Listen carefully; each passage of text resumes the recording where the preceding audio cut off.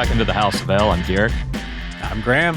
Hey, Graham. We are only so soon. 2 days removed from the premiere of Lanterns, and I think it's gotten everybody so excited about it, including you and I. We were like, we need to record another episode before the next one airs. I know. What do they call it? Emergency pods now? Emergency pod, yes. Yeah. Yes, well, we knew, like, we hadn't seen the trailer when we recorded last, right? So we actually do have new things to talk about. Right. And then I went back. It made me want to go back and it's been a minute since we've done like spoilers at the end of an episode, you know, like we used to do on Hero for 10th Wonder. And of course we did it on Superman and Lois with Frank and Robin, but I haven't done one since then. And that show's been off the air for a few years now. So I'm having to recalibrate and think about how to talk about things without spoiling for people who may not be in the know. In the weeks ahead, we will probably most likely do like we used to do if you're a longtime listener of Shoe and put the spoilers after the episode's over with. You should treat this episode, while it is speculation, you should treat this as spoilery. We are talking about things that are in the trailers that we've not seen yet. If you do not want to be spoiled, I would suggest you turn this off now and wait for our episode for 102, which is coming this weekend. But or at least the Lanterns episode is coming this weekend. And we do want to tell you that we're going to get into some nitty gritty here with not only the Weeks Ahead trailer, but also the original teaser and the San Diego Comic-Con trailer that released last month. And I think, and you and I talking off screen, the one thing we've had going for us now, we're like, good, we've got a tent pole for the time shift. We know if John has a goatee, we're in 2020. We're in 2026. If he doesn't have a goatee, it was nice watching the trailer and being like, and seeing some of these scenes, and now knowing what the goatee represents. Right, it's like, we're in 2026 if he has the goatee. Very much, which is great. I don't know who on this show is a John Mulaney fan, but it was two references now. We've got the What's New Pussycat jukebox from last week, and now the. And he was wearing a goatee to show that time had changed, that time had passed. Right. It's not so subtle. We see you, Lanterns writers. Yes. So I do want to go back. We've got the Weeks Ahead trailer, but I did make me want to go back and watch the other trailers for things we've not seen yet. And can we, before we jump right into the trailer, can we talk about the fan reaction? Because when we recorded on Sunday, we were kind of in our own little world. We hadn't seen the episode. Nobody, you could think about it as a green bubble. Yeah. We had seen it, but not the broader public had not seen it yet. And sure. I think that I wasn't expecting the reaction to be this strong. I was expecting the reaction to be positive, but you never know with this kind of thing. You never know with existing IP and people that are fans of something and have been fans of something like this for 30, 40 years, longer than that, obviously.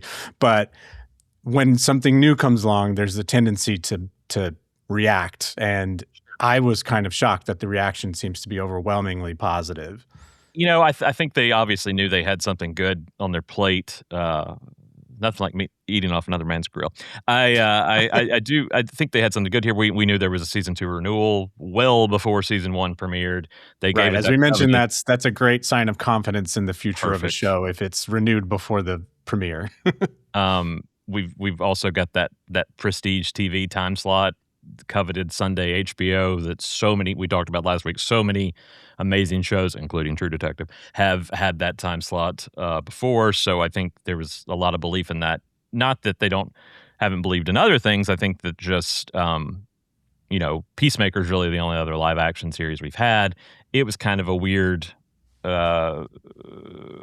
trade-off there anyway, because we were treating season 2 as a reboot, as this is real inside baseball, because I did you watch season 2? I know you watched season 1. I can't remember if you watched. I have watched a bit. I'm very behind on Peacemaker, and it's honestly a show that I love, but I have watched most of season 1. I have not yet started season 2. I remember when you were going to do the podcast for season 2, and it being an official sort of DCU thing officially, the DC Studios thing officially at that point, I was interested in catching it. And I know that there were crossovers between Superman, obviously Guy Gardner going up. But I do need to catch up on that. briefly, but does retcon the original Justice League of the Ben Affleck, Henry Cavill, those that were supposed to show up. They reshot a part at the end, and Yeah. it's all of the new Justice League folks, like Hawk Girl, Guy Superman, Gardner, Supergirl, Hawk Girl, Guy, and Mr. Terrific. I love and that that. does kind of bring up some questions too. It's about Guy's placement in the greater Green Lantern world. So I want to talk about that too. But to your point, yes, fan reaction.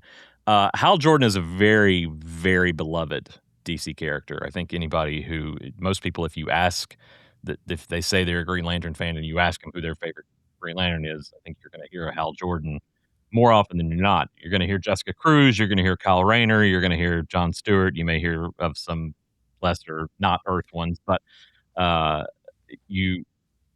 I heard that it's also an age thing. Like what age you are might determine which Green Lantern you most remember from your childhood. Well, I think if you grew up watching the Justice League cartoon and Justice League Unlimited, that Cartoon Network, Adult Swim, I think a lot of people jumped on from that following the Batman the Animated Series and Superman the Animated Series, kind of the continuation of those two. John is Green Lantern on that show, and that's where a lot of people got introduced to this character. I guess myself included. I wasn't a huge watcher of that show week to week. I've seen 98% of it. I need to go back and finish it.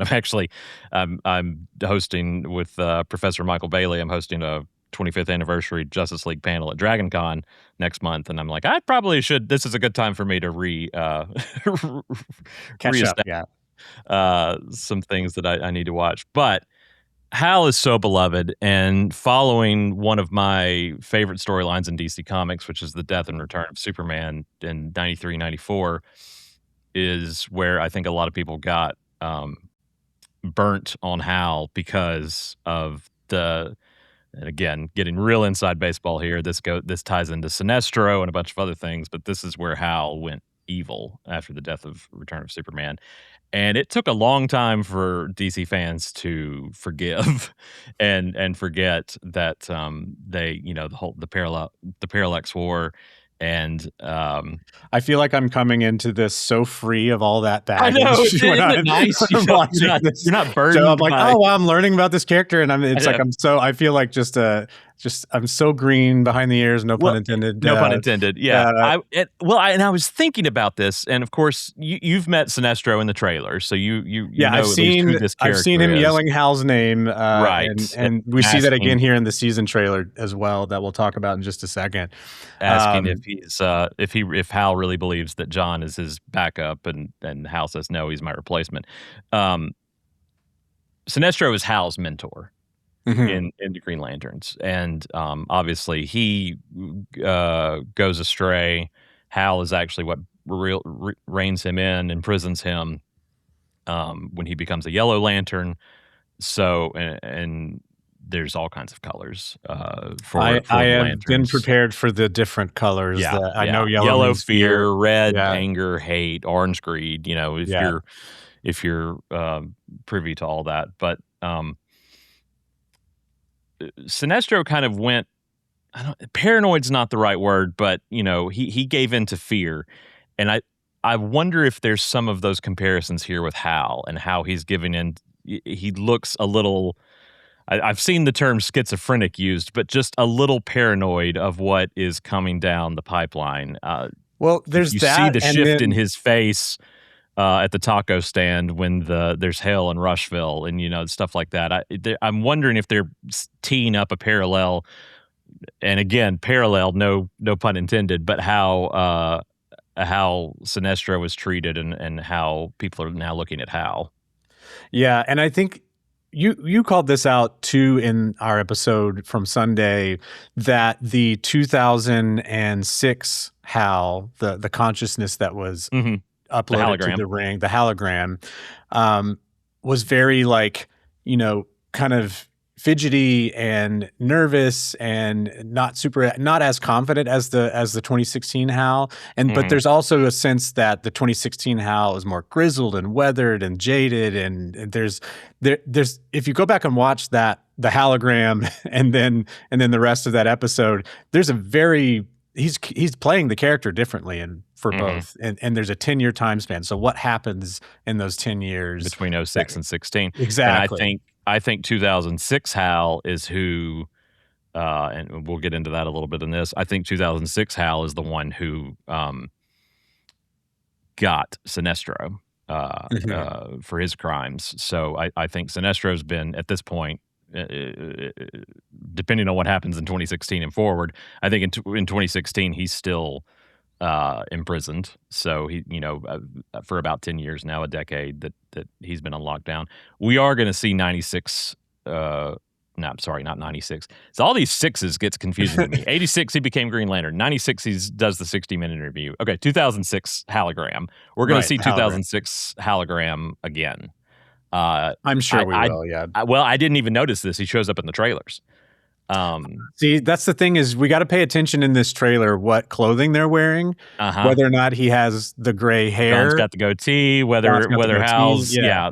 So we may miss some of this, but because there's a lot happening in this show across 3 or 4 different timelines, but this trailer. I remember because I watched we recorded our episode and then the premiere actually aired, and I watched it as it aired, which it's been a long time since I've done that on HBO.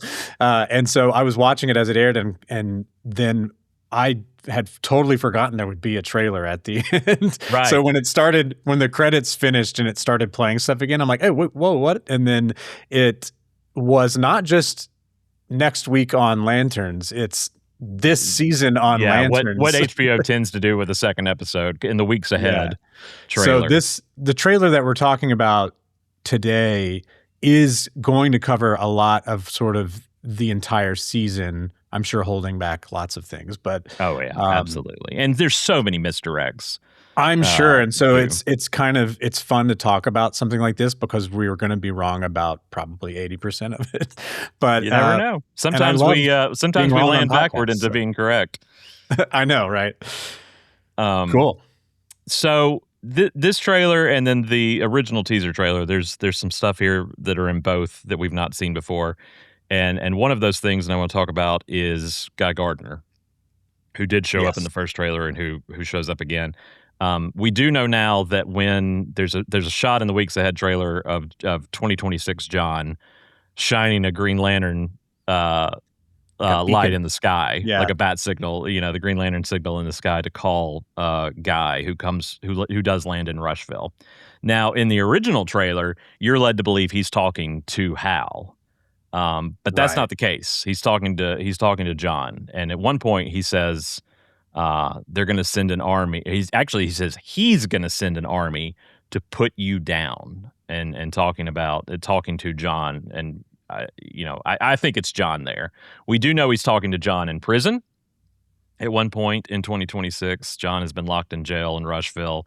Guy even says the first time I ever met Hal Jordan, he was in jail. And I wonder if that's the vow that got broken that gets mentioned later on in this trailer. John says the Guardian said you broke a vow, and Hal, whether or not it's at this point or whether or not it's referring to this line or not, there's a piece of dialogue after that where Hal says that's above your pay grade, Junior. Right. And clearly we see also in this trailer there is this meeting between John and a Guardian, Laura Linney. Laura Linney. And so there's this interview process happening of like, do you think you'll be strong enough? Are you comfortable with replacing Hal? And he says, it's not about whether I'm comfortable with it, that kind of thing. Yeah. So it's like, it almost feels like, and in that moment, I don't believe he has the goatee. So that's 2016, correct? Correct. She even tells him to go get it. Go get the ring. I do think there's a shot where it looks like maybe Hal has handcuffed John to a steering wheel after a car crash or something similar, and Hal gets out and locks him in. He's like, "We need to take you off the playing board." And so it's almost like Hal's going rogue a bit here, Yeah. apart from John. And I wonder if that's what leads to John's meeting with the Guardian, played by Laura Linney, and who ultimately tells him to go after the ring because maybe he is breaking It another does vow. feel like there's like an AWOL aspect to this, Yeah. like that Hal is going off on his own. He doesn't trust the Guardians. There is a bit of that, and I saw some fan theories talking about this, where it's like Hal, when we first meet Hal driving up to pick up John after his workout session in the Arts District of Los Angeles, he says, "I'm late." Doesn't that bother you even a little bit? Like he's trying to instill in John a sort of like skepticism of his authority. And I think that is the fact that John still respects his authority kind of annoys him. I think that is Hal trying to impart on John, like, maybe you shouldn't trust your bosses so much. They're not like perfect beings. And like, I heard some fan theories to that effect. I think so he's we're also already trying getting to, it. I think he's obviously also trying to push his buttons to see what reaction he can get out of him. He's not happy that he's been saddled with a sidekick. In fact, there's a scene in the Coming Weeks trailer, actually I think it's in both trailers, where Hal is talking to John out in front of John's home. Or John's dad's home. I'm not sure which. But the house we see in the opening moments, I believe, of the pilot. And but in 2016, there's that line in when they're in the car and John says, "We've been training for 8 weeks." So they've known each other 2 months at this point. I believe, though, that this scene that takes place out in front of John's house, I believe John Sr. is there also. He's not seen. But I do think this is Hal and John's first proper introduction, that he is going to be in training. And Hal says, "You can have this ring over my body, my dead body." And so I think this is when he first gets the news that he's got a partner, kind of, so to speak, that he is training somebody as a replacement or as a backup, rather, quote unquote.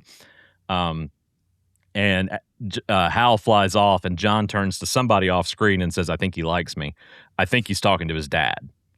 Okay. In that sequence. So we now know, that 2 months later that they have been in training at this point.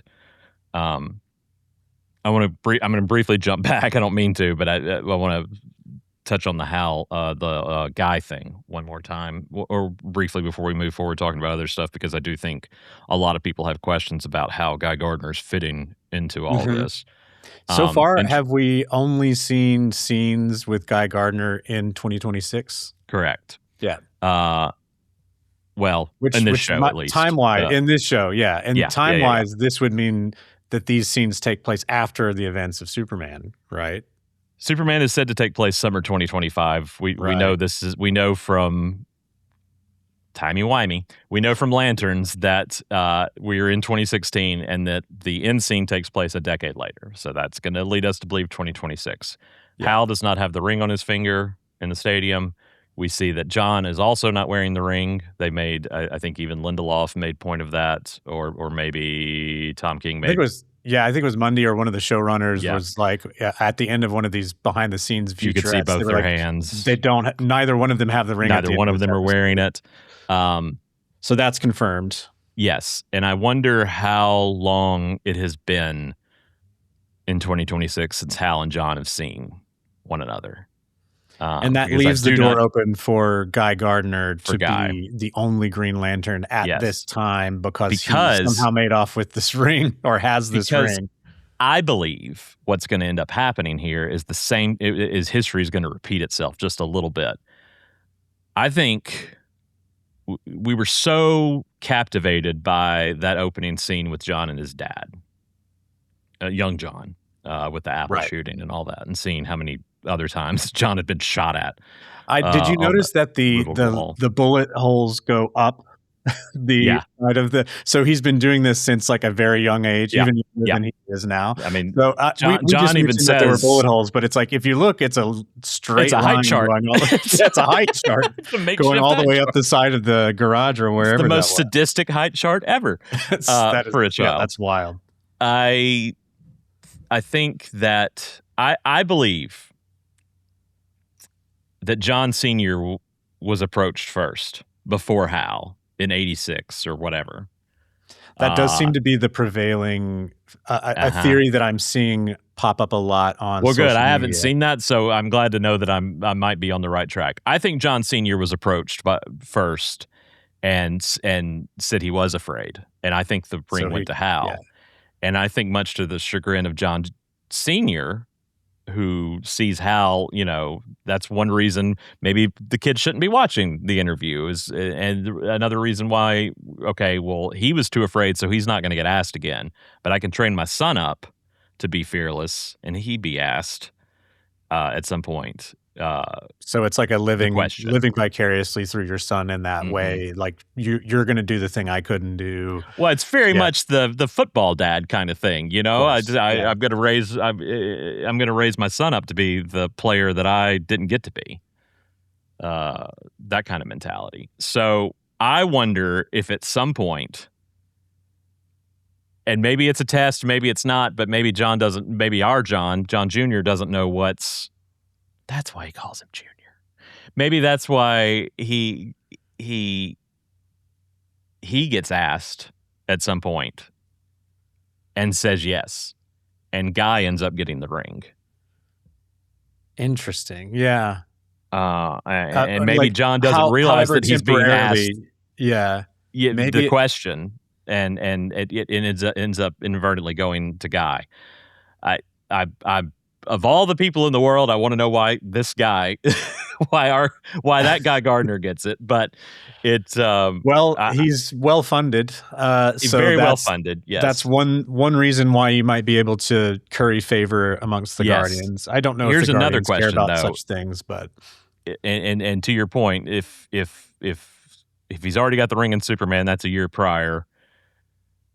To me, Hal would know that John would know that Guy had the ring because Guy is very public, yes, flashy with it, even flashy, yes, and with the jewelry and obviously the corporate sponsorship.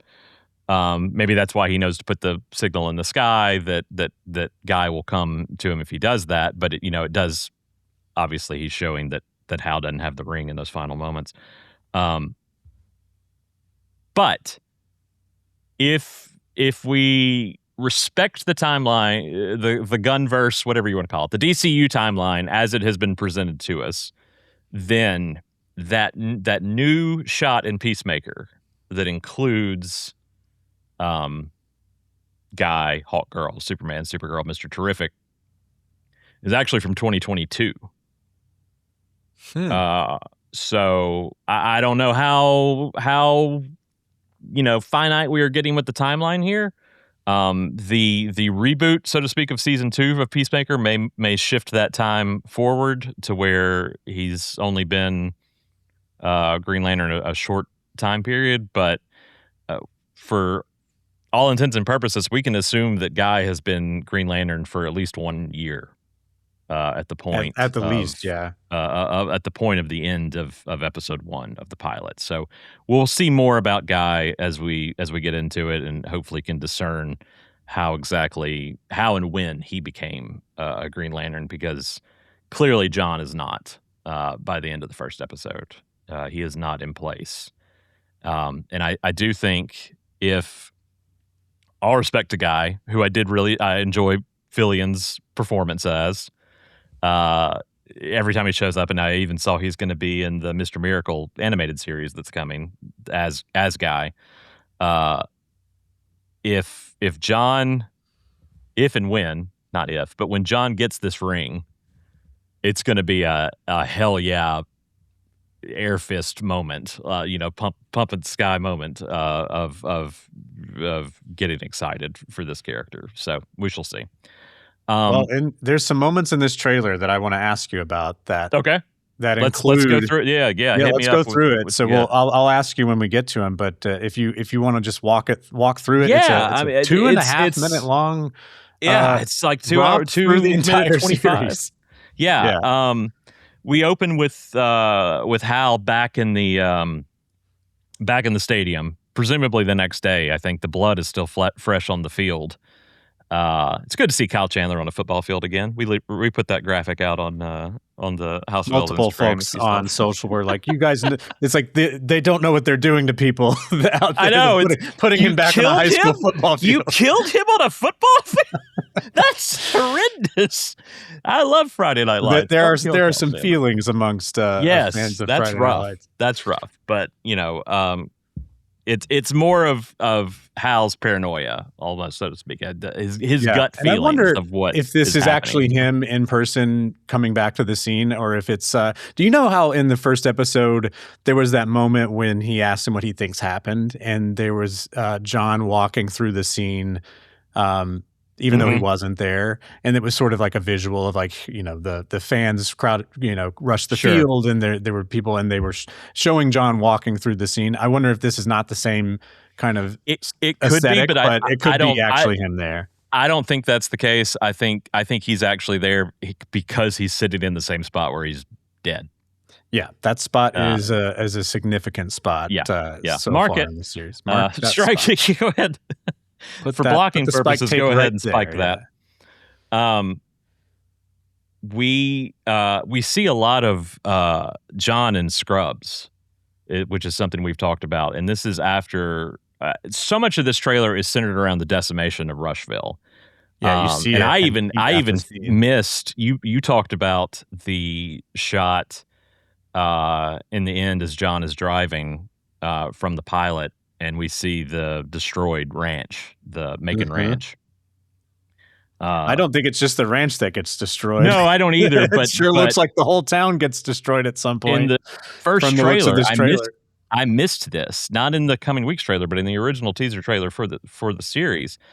You see the destroyed "Study the Past" sign is hanging for Macon Ranch, and it's blown up, and there's a car on fire. And it's not in the snow or anything, so it's something that just happened, obviously. Yeah, right.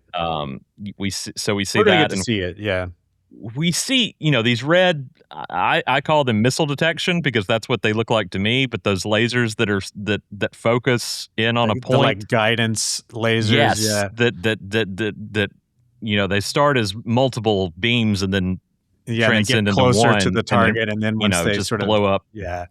And real specific, there's a truck at the motel that gets destroyed that John's looking at. I believe that is in 2016. And then it's also attacking the town. Yeah, it seems to be randomly attacking buildings throughout the main street of the town. More than likely just indiscriminately destroying the town, I believe. I mean, either looking for Hal or John or both of them. I don't know who we see a construct trying to block the beams multiple times throughout the trailer. And I love, this is another thing I wanted to talk about, and I didn't talk about in the first episode. The way they talk about the ring, it's almost like a service weapon. It's not exactly. Yeah, it's your sidearm. It's not. It's your sidearm. It's not this. I know they call it jewelry and everything, but there's even the way Hal uses it in the interrogation scene before I'm mimicking, but it's almost like he pulls. It's almost it like he's pulling out a sidearm. Yeah, exactly. Right. I just love the way that is. I think it's just another little nuance on how this show, yes, is cosmic space cops, but True Detective Space Cops. Yeah, we're sending this in Nebraska. So, you mentioned seeing Laura Linney as the Guardian. She shows up again. Obviously, there's that interview scene. We also get sort of like the thing that kicks this trailer off is we see William Macon talking to Hal again, and it's like there's aliens, dead aliens, and you're still here. You're here. You linger. Yet you linger. And yet you're still here. And so there is also at this point in the trailer, he asks about that there is a war criminal, an intergalactic war criminal somewhere in this town, and I think they're talking about Hal. Let's be honest, but I think they're talking about the Manhunter. I think. Oh yeah, you think? I think that there's one specific Manhunter that is somehow is hiding out in Rushville for one reason or another, and maybe there were other aliens in hiding in Rushville. Maybe those were other Manhunters that were killed. We don't know, and maybe that was a Manhunter that in the interrogation scene, our trucker. But I do think maybe they're not talking about Hal. Maybe they're not. They could be. I don't know. But I think there is one Manhunter, and that's what this has.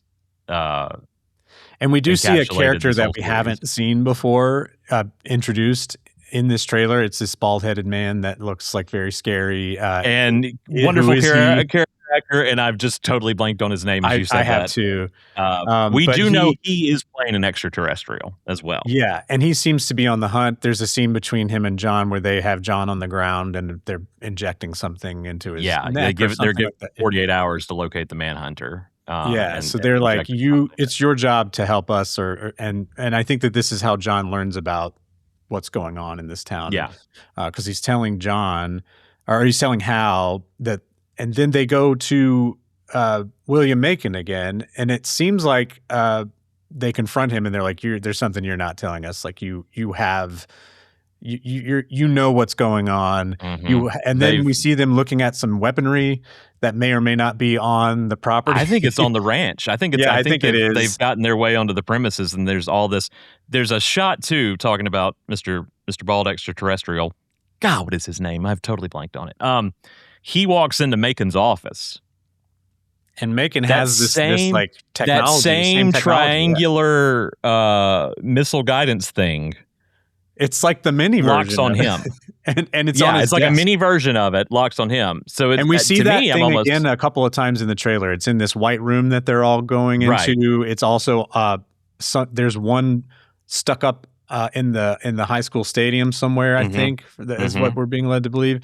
So it's sort of like this camera / weapon spy system identification process, but it's very on a larger scale with a militia that is forming to take out aliens. I almost wonder if Macon is not the one that goes crazy and is attacking the town at some point.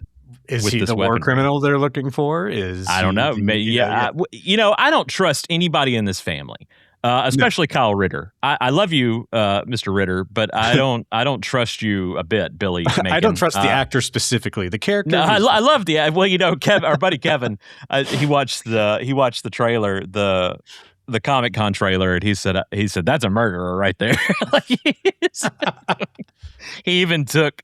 We had our review up, and he took our written review for the pilot. And changed it out. He says that's a murderer right there, or something. Talking about Ritter's character of Billy, who also I think we touched on the episode, but I'm like, was Garrett Dillahunt 12 when he had? There's someone did the math, and it's like, ooh, this is not the math is not mathing on the math isn't mathing. I think there's a 16-year age difference there. So sure, I guess, but I was like that feels pretty close. What happens next in the trailer? I've already forgotten. I've got all my notes, but I've got chicken scratches. So I think the next sort of like eyebrow raising thing we see after we see them kind of see this weaponry, maybe it's on the ranch, maybe not, is Hal absconding with a body of some sort from a morgue and dragging him. I think it's one of the aliens that was shot. Potentially, and he's dragging him away back to the is it the body of the one he from the interrogation? I couldn't tell. The hair was it's longer. Not the same guy from the interrogation. Okay. It's a different guy, and he seems very like malnourished or like thin and gaunt and pale, and so I don't know if this is one of the victims of the shooting, if this is some other victim of some sort. I hope it's an alien corpse. It looks alien. Let's be honest. Like, and then as they're doing this, we hear the voiceover is like, one of the most dangerous beings to ever exist knows it has been found. And so that's sort of like the overshadowing of him grabbing that corpse and dragging him back to the stadium. Which, But again, better? they're What not better answering a lot of whodunit? questions with this. We're getting a I, lot of what just better open-ended whodunit questions. what better whodunit do you have than a shape-shifting alien that you can't identify? If you've got here's another fun fan theory. The fact that the dead Hal in 2026 is not Hal. Is not Hal, which yeah. that kind of ties into what I was talking about at the beginning of the episode. I think Hal fans have felt screwed so often. Yeah. And I mean, a lot of, I've seen, and I know ones that are like, come on, even our buddy Brad was texting me. He was like, that hurt. That's a gut punch, especially after you just fell in love with this new Hal to be dead by the end of the episode. Remember, we've got another 10 years here being shown. It's not like Kyle's off the field. The rest of the show has plenty of Kyle Chandler for sure. But the prevailing fan theory from sort of the more diehard folks is that we've seen this before. That's not Hal. That's got to be a shape-shifting alien or some sort of another hologram or something like that. Well, and it sets it up perfectly if you go from a place of, and it's grizzled. It's the grizzled cop training a new partner. He doesn't like him. Eventually, they find common ground and respect one another. And I could see Kyle being relieved of duty, John taking over, which is why he's in Man of Tomorrow as Green Lantern and moving forward, and Hal getting some sort of happy ending. I feel like I've said Kyle several times here, and I mean Hal. When I say Kyle, they what's sound very kind of confusing is I'm not talking about Hal Jordan comic book replacement Kyle Rayner. I'm talking about Kyle Chandler. I'll rein it in and make sure I say Hal, but I think I've said Kyle more often than not because I'm such a Kyle Chandler fan. These shots in the boat of John paddling out in the middle of a storm, he's got a goatee. So 2026. Yes, that's our touchstone. That's a touchstone. I'm very interested in this town hall meeting. Right. That is happening with Sheriff Carey and I believe Macon at the podium. Well, no, Macon was sitting in the stands. So I don't know who. In one shot, he's at the podium, and another shot, he's like in the front row. Okay, I couldn't tell. I know somebody up there was in a cowboy hat, but obviously somebody up there was Sheriff Carey. Hal in the back of the room walking in. Are you talking about me? Were you just talking about me? Talking about me. My ears are burning. He's so good, and he's so Hal Jordan too at the same time.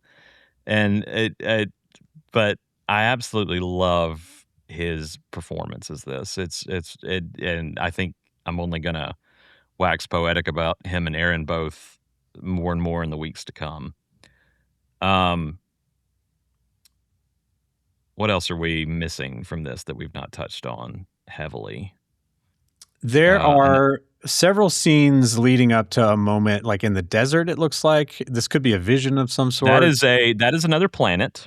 You can tell there's two other planets in the sky. That is 2006 Hal walking with someone. That's the same clothing he had. I believe it to be a manhunter. The skull is a manhunter? Well, no, I believe whoever he's walking with to be a manhunter. What do we think this skull is? I think that's a manhunter too. I don't know. I'm very interested. We're about to learn a lot about. Learn a lot together. Yeah, I think we're about to learn a lot about the manhunters in this show. Yes. It appears to be sort of the driving plot of this. And two, I want to remind people too, when you hear Manhunter, don't think Martian Manhunter. That's different. I know that can get confusing. That's not John Jones. So don't think that we're hunting John Jones here or something like that on this show. That's not what's happening here. The Manhunters are a different thing from the pages of Green Lantern. Again, there's more than enough places where you could get on board and learn more about those. I know I mentioned Smallville's version in last week's episode. That is the baddie in that the Manhunters are. And that's a good place to learn some history there as well. If you're looking for if you're listening to us, chances are you watched Smallville or read Smallville, but that gives you a good jumping on point. So just another recommendation for Brian Q. Miller's Lantern right there.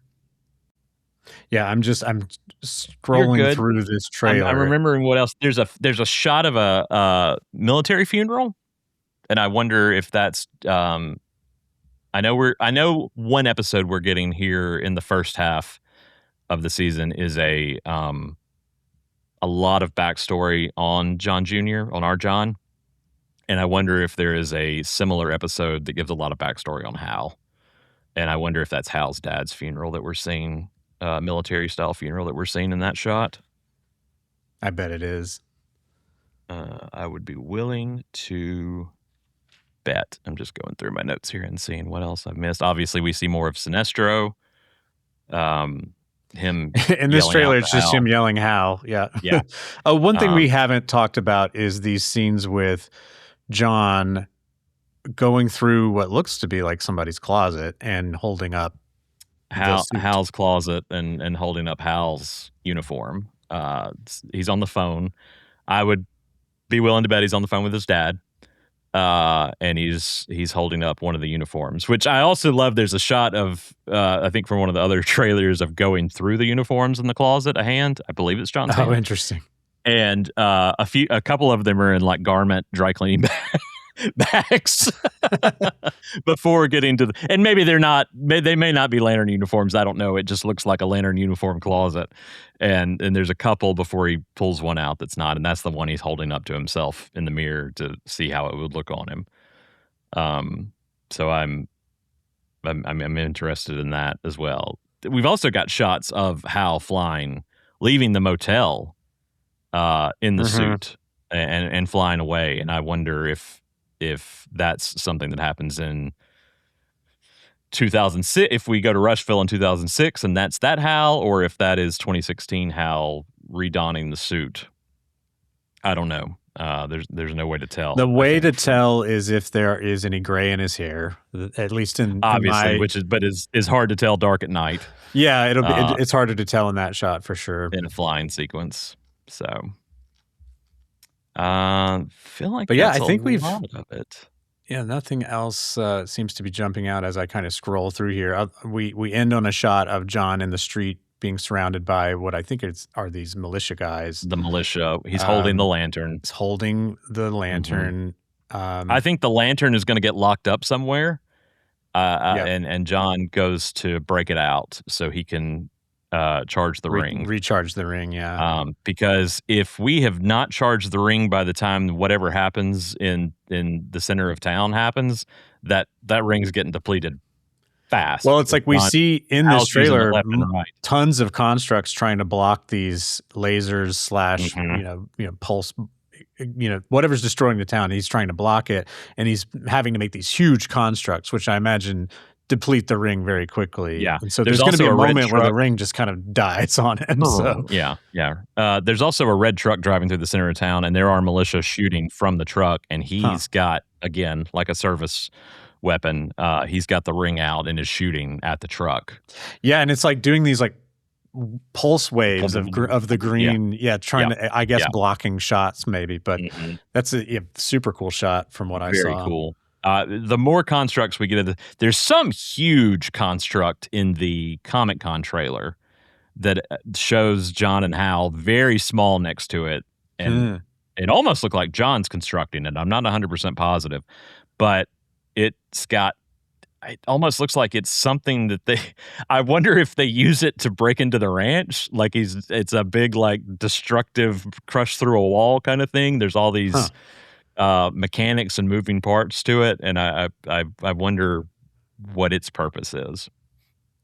Two, there's also the flying lesson that we haven't touched on, and Hal's telling John just fly, and he tries, but he ends up constructing a bird that comes and lands on his shoulder. I was thinking about a bird. Yeah, it lands on his shoulder. Yeah, it lands on his shoulder. What is that? Yeah, so. That's pretty good. It's like a little, you were thinking of willpower, trying to fly like a bird, and then an actual bird popped up. That's pretty great. I think the best scenes from this series are going to be ones of Kyle and Aaron together as Hal and John, because you just cannot look away from their chemistry.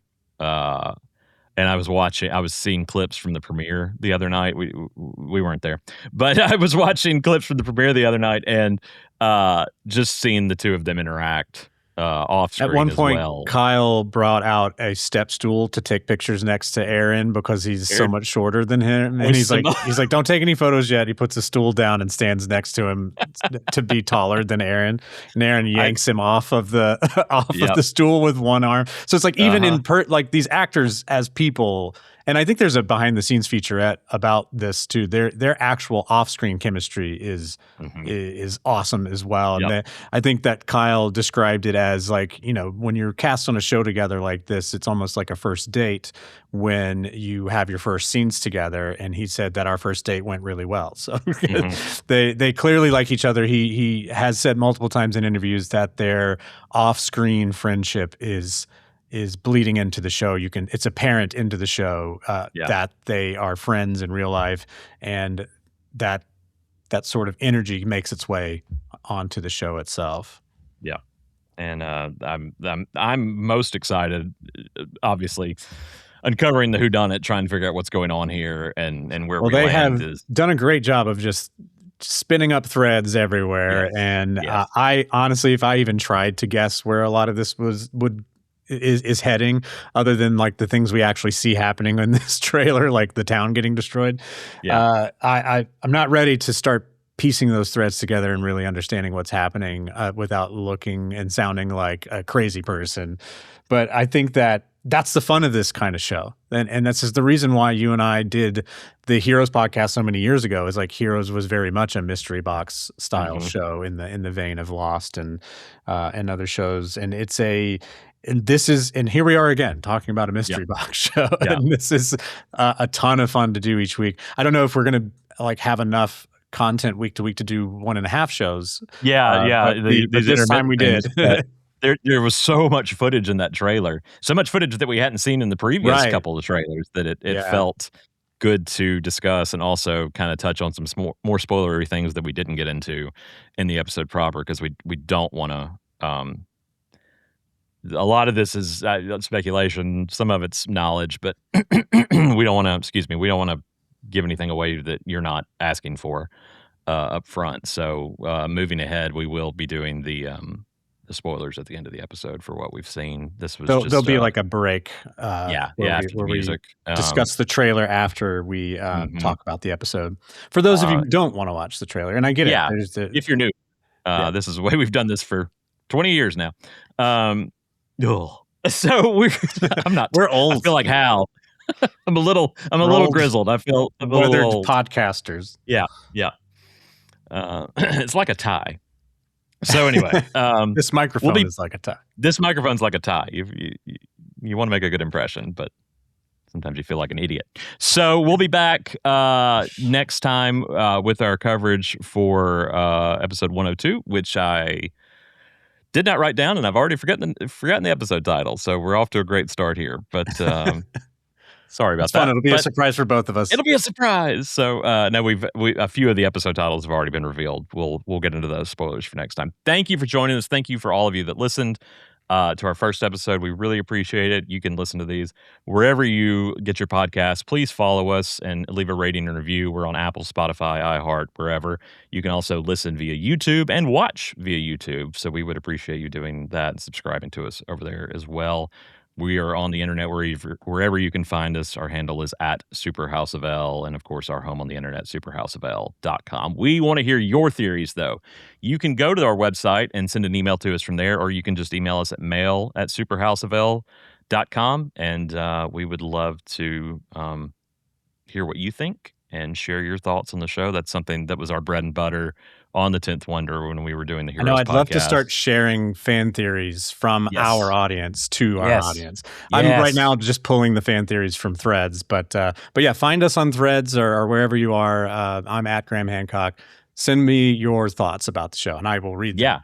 And Graham's getting into some ratings, so if you want to send him a review, some not reviews, some recommendations. That's the word I was looking for. Please do. I've already ordered Rebirth, so that's on the way. And Rebirth's good. So Tim that's has sent obviously me a going to whole be bunch of recommendations as well. So yeah, and that's going to be kind of the reintroduction to Hal after what we were talking about earlier. So that was good saving grace from Jeff Johns for Hal fans on rectifying the situation from after the death and return of Superman. So we'll be back next time. Please find us. Please rate and review us. Please subscribe. And I was trying to think of something clever to say in Brightest Day in Blackest Night. I can't think of anything clever. We'll see you next time. All right. See you guys.